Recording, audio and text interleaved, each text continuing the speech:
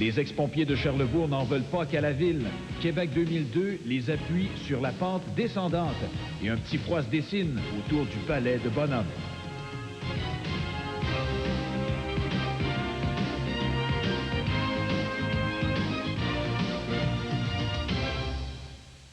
Mesdames, Messieurs, bonsoir, bienvenue au Grand Journal.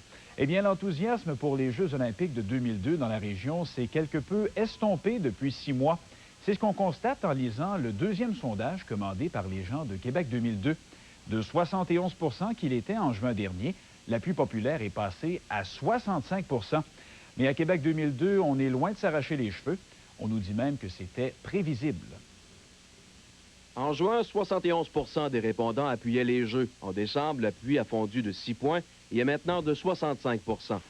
Les responsables du sondage expliquent cette baisse de 2 façons. Premièrement, contrairement à juin, les gens n'avaient plus nécessairement les Jeux de Lillehammer en tête quand ils se sont prononcés en décembre et ils pensaient un peu plus à leurs préoccupations d'ordre économique. Il y a une morosité économique, là. Il y a un facteur économique central qui joue sur l'appui que les gens ont au projet. Les femmes et les jeunes, en général, appuient moins les Jeux, un effritement qui est plus marqué dans les municipalités qui ne possèdent pas de sites de compétition. Là, l'appui dégringole dans ces villes de 73 à 61 %. Le bénévolat perd aussi des plumes. À peine 39 % des gens sont prêts à en faire si on obtient les Jeux à Québec. Ils étaient 56 % au mois de juin. Mais il ne faut pas voir là de catastrophe. Mais dans l'ensemble, c'est pas des, moi je dirais, c'est pas des résultats catastrophiques pour Québec. C'est quand même, pour le projet, c'est quand même, il n'y a pas de renversement de tendance majeure. C'est quand même une continuité. Mais à une semaine du choix décisif de Lausanne, où Québec devrait être retenu parmi les 9 villes, tant le maire de Québec que le président de Québec 2002 sont satisfaits de ces résultats. Il faut se rappeler que le projet de Québec 2002 a maintenant été lancé il y a un peu plus de 3 ans et que depuis 3 ans, on peut compter sur l'appui de 2 citoyens sur 3. Je pense que c'est extrêmement intéressant. Un sondage, il faut le prendre comme c'est-à-dire une photographie de l'opinion publique à un moment donné. Et la photographie d'aujourd'hui nous donne un appui de 2 tiers de la population. Et en ce sens-là, c'est très satisfaisant. Nous sommes la ville candidate qui jouit du plus fort appui de la population au moment où on se parle. Salt Lake City, on a parlé de sondage qui est situé environ à 56 % en faveur du projet. Sion, à peine 60 % et Québec, on était aux 2 tiers. Je pense que c'est extrêmement réconfortant. Effet plutôt particulier dans ce sondage, la seule ville de la région où l'appui a augmenté, c'est à Sainte-Foy. L'appui est passé de 67 à 70 % et ce, malgré l'opposition de la mairesse Boucher. Mario Vaillancourt, Le Grand Journal, à Québec. On ne jouera finalement pas à la roulette pour aider les Nordiques dans la région de Québec. Les gens de la Société des casinos du Québec ont été clairs là-dessus aujourd'hui. Il n'est pas question d'ouvrir un casino dans la région pour financer les coûts de construction d'un nouveau casino ici à Québec. Ce qui est toujours possible, par contre, c'est une loterie volontaire. Mais pour ça, la Chambre de commerce du Québec Métro est aussi claire. Il va falloir que les maires de la région de Québec parlent. Le casino de Charlevoix a dépassé ses objectifs. 12 millions déjà en dividendes, plus de 500 000 visiteurs à ce jour, dont 18 000 de l'extérieur de la province. En termes de revenus bruts, on dépassera de 40 à 50 % les estimations. À Québec, hier soir, le conseiller municipal Jacques Jobin a lancé l'idée d'un casino pour éponger le déficit des Nordiques, mais oubliez l'aventure. Bientôt, il y en aura un 3e à Hull. Après ça, c'est fini. En ce qui concerne les casinos, les gens que j'ai rencontrés ici à Québec ou dans d'autres régions, ce qu'on indique, c'est que nous croyons que le marché des casinos est bien développé actuellement et qu'on n'a pas besoin d'un 4e ou d'un 5e casino. Maintenir la rentabilité de ceux qui existent, voilà l'objectif premier, d'autant plus qu'une bonne partie de la clientèle de Charlevoix provient de la région de Québec. D'ailleurs, la direction du casino de Charlevoix soutient avoir perçu une baisse d'achalandage cet été à la fin du mois d'août, au moment même où Expo Québec tenait son casino temporaire. Reste maintenant la loterie volontaire, mais plus que l'accord de l'Auto-Québec, certaines personnes espèrent maintenant le réveil des maires de la CUQ. Je n'entends pas suffisamment les maires de la région parler en faveur pour venir appuyer et dire oui, c'est un acquis important, c'est essentiel, on devrait faire quelque chose. Au contraire, c'est le silence complet. Mis à part les Lallier, Boucher et Dubé, personne à la CUQ s'est fait entendre, dit-il, pas plus que les 46 maires de la grande région de Québec. Inquiet, le président de la Chambre ne comprend pas l'attitude des élus de la région. Il est convaincu que son projet d'amphithéâtre multifonctionnel pour la survie des Nordiques est viable. Il n'a jamais été en mesure, cependant, d'établir un consensus. Les Nordiques représentent pourtant un acquis qui entraîne des retombées de 50 millions en région. On leur demande pas d'argent, on leur demande seulement qu'un appui moral. Qu'ils se lèvent, qu'ils disent que c'est important. Pierre Sirois, Le Grand Journal, à Québec.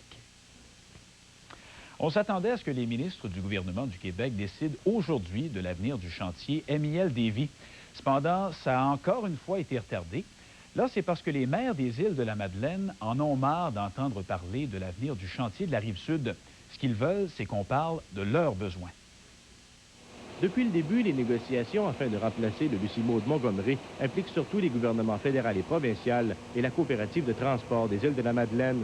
Les maires des municipalités des îles ne veulent pas que leurs demandes soient mises de côté afin que le problème soit réglé rapidement. Ils ont donc demandé à rencontrer le ministre Daniel Payé, qui a finalement décidé d'attendre avant de faire connaître sa position. Les maires sont heureux de la décision. Ils étaient inquiets.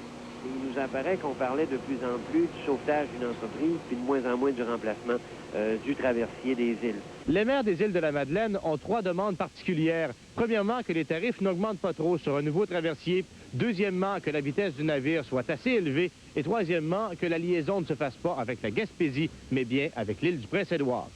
Les maires des îles de la Madeleine sont prêts à accepter une liaison avec Gaspé, mais seulement si ça se passe l'été et pas autrement. Il y a une logique là-dedans.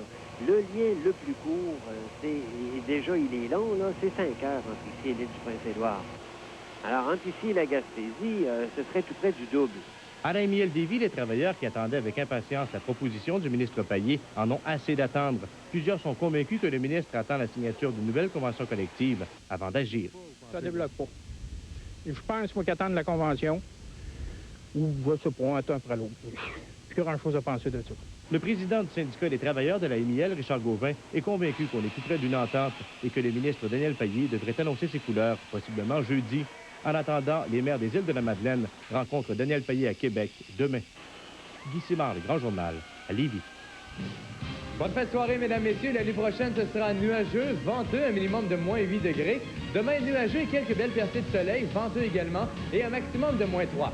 Actuellement, le mercure indique moins 5 degrés. Voici maintenant la météo à travers le monde.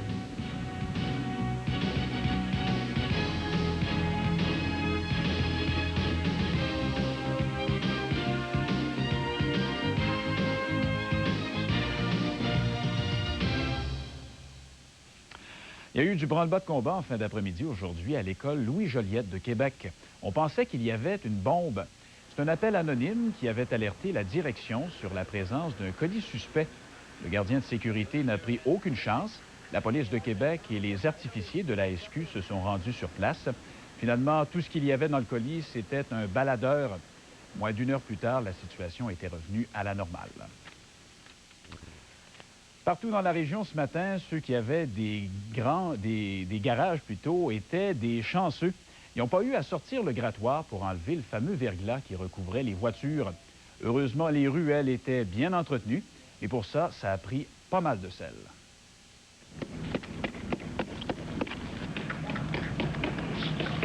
La ville a résonné de ce bruit-là une bonne partie de la matinée et le sourire dans le visage des automobilistes était glacial.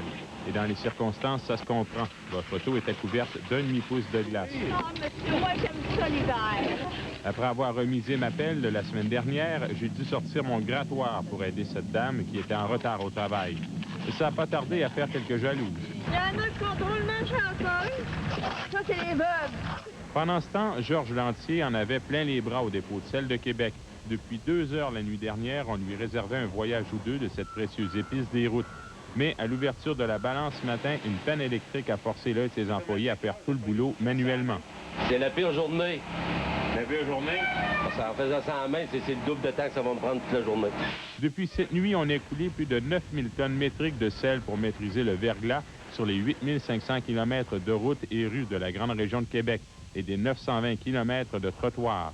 C'est la panique, exactement. Personne n'avait prévu le coup depuis le début de la semaine qu'on annonce ce temps-là? Bien, c'était prévu, mais pas à ce point-là. Là, c'est presque la catastrophe un peu partout. Ouais. Ça fait combien de voyages que vous faites, ça, depuis hier, là, depuis ce temps-là? Hier, ça doit faire 5. 5? Vous travaillez toute la nuit aussi? Bien, je ne pas moi qui était à nuit, j'ai commencé à 6 heures. Il y avait un autre chiffre de 6 à 6. Jusqu'à maintenant, le dépôt de Québec a épuisé plus de 100 000 tonnes métriques d'abrasifs. C'est la moitié de ce qui a été utilisé pendant toute la saison l'an dernier. L'abrasif était plus populaire que ce produit dont on a tant vanté les mérites contre le verglas, mais qui a laissé plutôt froid plusieurs automobilistes ce matin. Louis Gauthier, Le Grand Journal, à Québec. On va rester dans la glace pour vous parler du palais du Bonhomme Carnaval. C'est que pour la première fois en 37 ans, il y a un nouveau concepteur cette année. L'ancien grand Manitou, Gaston Fortier, n'est plus dans le décor. Il n'était pas tout à fait d'accord avec les plans de la direction du Carnaval.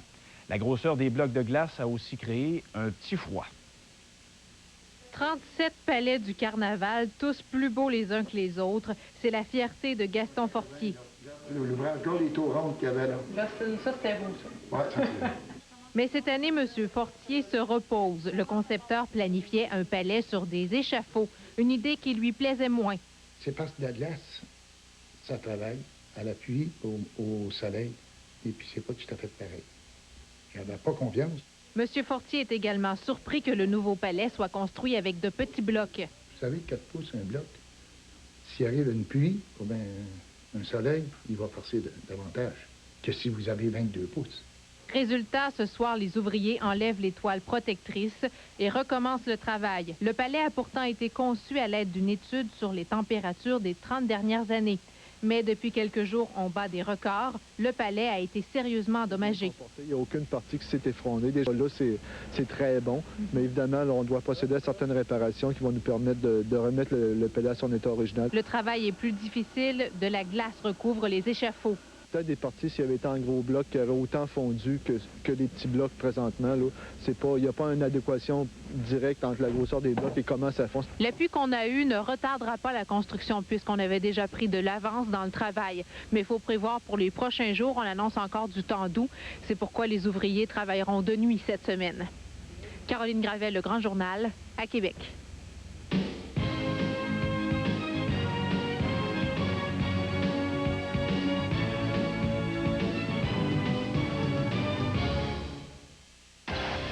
Des gens d'ici partagent avec vous leur vision de l'avenir. Belle mobilité cellulaire et TQS présente Québec Affaires. Chez Germain Pelletier Limité, nous œuvrons depuis plusieurs années dans le domaine de la construction résidentielle et commerciale. Nous avons toujours été près des innovations, des nouvelles techniques, des nouveaux produits. Nous n'avons pas peur d'intégrer ces nouvelles techniques ou nouveaux produits à nos habitations. Il y a aussi le secteur de l'informatique que nous avons développé depuis quelques années. Alors, nous sommes en mesure d'avoir une meilleure gestion et de répondre beaucoup plus adéquatement aux besoins de notre clientèle. On a à Québec un parc technologique avec des infrastructures. On devra, dans les années futures, le développer, l'améliorer afin de répondre à la demande. On se doit de devancer les autres régions si on veut prendre les devants, si on veut devenir le leader dans ce domaine.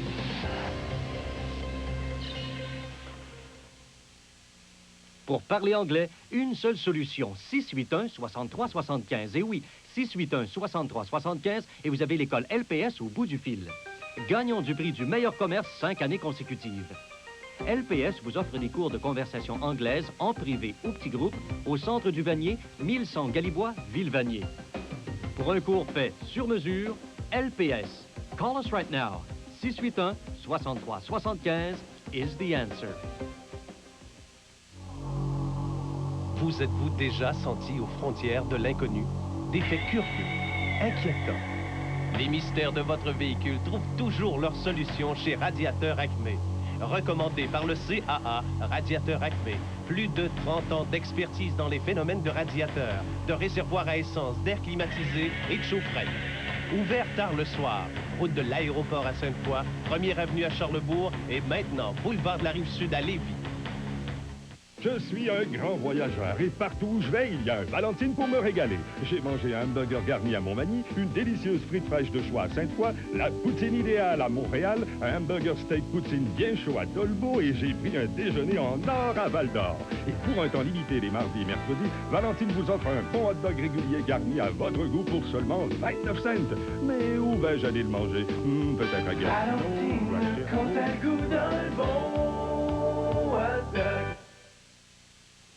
Les ex-pompiers de Charlesbourg sont une fois de plus revenus à la charge ce soir.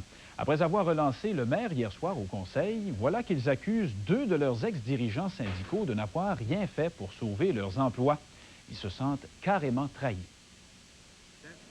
C'est qu'on a été berné par notre ancien exécutif syndical. Il se passait des réunions du comité avec nos représentants syndicaux de Montréal, les représentants de la Ville de Québec, de Charlesbourg, pour la transition de pouvoir.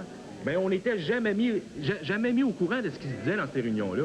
Les 23 ex-pompiers de Charlesbourg avaient beaucoup de choses à dire concernant les 3 dirigeants syndicaux qui les représentaient et qui ont été engagés par Québec suite à la fusion. Sur lequel M. Cardin, permanent syndical, et M. Tanguay, président de la section locale syndicat, siégeaient. On n'a jamais donné de mandat à ces gens-là. Que reprochent les ex-employés de la Ville de Charlesbourg à Daniel Tanguay, Martin Huot et Gilles Cardan, c'est d'avoir été en conflit d'intérêts.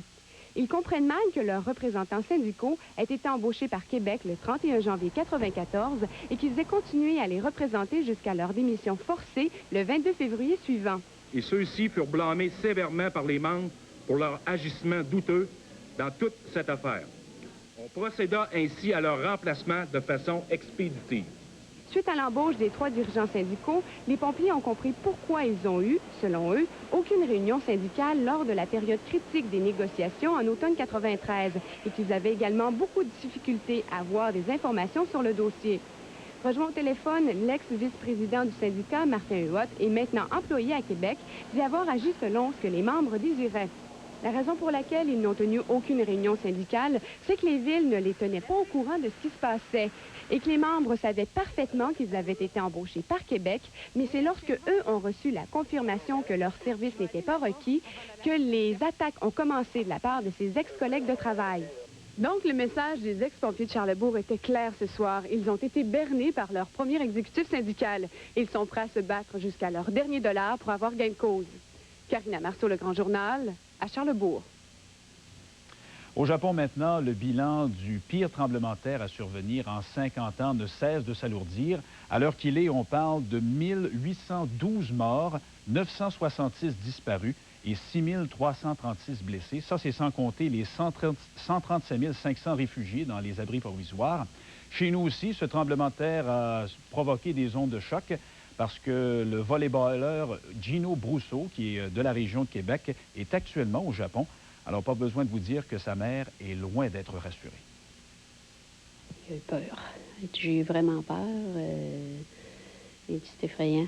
Il était tout nerveux au téléphone. Le bâtiment où habitent Gino et sa conjointe a été très endommagé. Ils sont réfugiés dans un dortoir. Ça va être moins inquiétant un peu. Il dit dans un gros bâtiment qui retournera pas. C'est vraiment désastreux tout ce qu'ils ont vu, là. Si le séisme a été si meurtrier, c'est que l'épicentre était très proche de Tokyo, Osaka et Kobe, la zone la plus populeuse du pays. Des dizaines d'immeubles sont tombés sur leurs habitants, plusieurs incendies se sont déclarés et il y a encore des centaines de personnes portées disparues. Les Sœurs Ursulines de Québec ont 3 de leurs religieuses qui ont vécu le séisme de près là-bas au Japon. Elles habitent une petite maison à Nara, à quelques kilomètres de Kobe. Elles n'ont pas été blessées, mais la maison est sérieusement endommagée. Sœur Fusako a reçu un appel d'une religieuse du Japon qui désirait avoir des nouvelles de sa mère qui habitait un peu plus loin. Elle n'était pas capable de les rejoindre au téléphone. C'était tout occupé, coupé. Alors, elle a pensé que probablement de pays extérieurs, c'est plus facile de rejoindre. Sœur Fusako est habituée au séisme. Elle prend des nouvelles d'une autre religieuse qui habite Osaka. On m'a dit que là-bas, il n'y avait pas de gros dégâts. Mais je pense beaucoup aux gens qui subissent cette épreuve. Le gouvernement de Tokyo mettra 2 à 3 jours avant de faire un bilan global des conséquences de ce désastre. Caroline Gravel, Le Grand Journal, à Québec. Et ce qui se passe au Japon, ça remonte en quelque sorte le moral de ceux qui, chez nous, ont des petits déboires avec les caprices de Dame Nature. On parle bien sûr ici des propriétaires riverains qui avaient été expulsés de leur maison en raison des risques d'inondation. Pour eux, le pire est passé. Ils sont maintenant rentrés à la maison.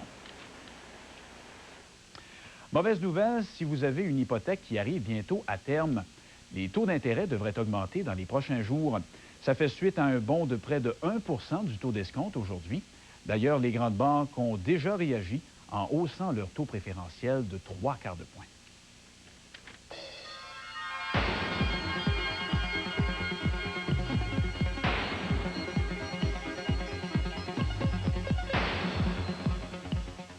À la STCEQ, c'est probablement demain qu'on saura ce qu'il advient de la grève des 700 chauffeurs.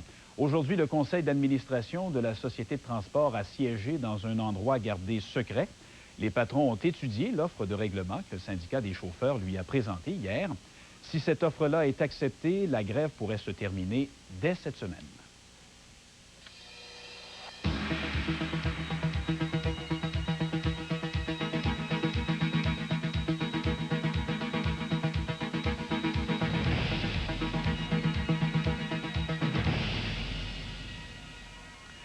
Et ne cherche plus l'ancien propriétaire du manoir Saint-Castin, Yves de Varenne. Il est maintenant en prison. L'homme de 46 ans a été arrêté chez lui ce matin.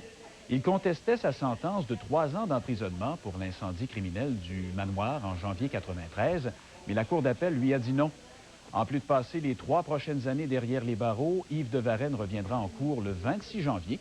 Il connaîtra alors sa sentence pour une affaire de fraude contre la Banque Royale.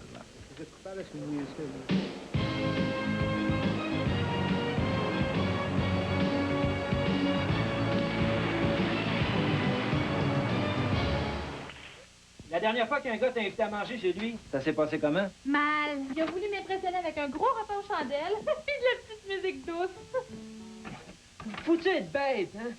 Moi, j'avais un gars qui a des goûts bien particuliers. Mais pas dispendieux. Pratique. Mais en même temps, brûlant de passion. Dans le fond, je veux du cas. Je t'écoute, là. Je trouve qu'on a tellement de choses en commun, tous les deux. La fondue Swiss Night, un délicieux complice pour toutes les occasions. À quand remonte la dernière fois où vous avez entendu parler de Rome? Vous a-t-on déjà parlé de la meilleure pizza à l'ouest de Rome?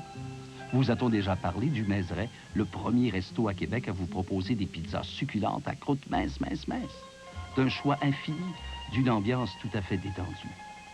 Si vous avez déjà entendu parler du Mézeray, ben qu'attendez-vous? Le Mézeray, la meilleure pizza à l'ouest de Rome, chemin de la Canardière, coin Bardi. Cet hiver, viens nous voir, on se viendra Palace. Profitez des forfaits ski condo de la Crapaudière, la station la plus animée sur la Rive-Sud. Ne manquez pas la fin de semaine de la famille, les 20, 21 et 22 janvier. À l'achat d'un billet adulte, obtenez un billet enfant gratuitement. Au programme, descente au flambeau le 21 et brunch carnavalesque avec le bonhomme et les duchesses le 22. Pour une qualité de neige exceptionnelle le jour comme le soir, le centre de ski La Crapaudière. Du ski à coup sûr à seulement 45 minutes des ponts.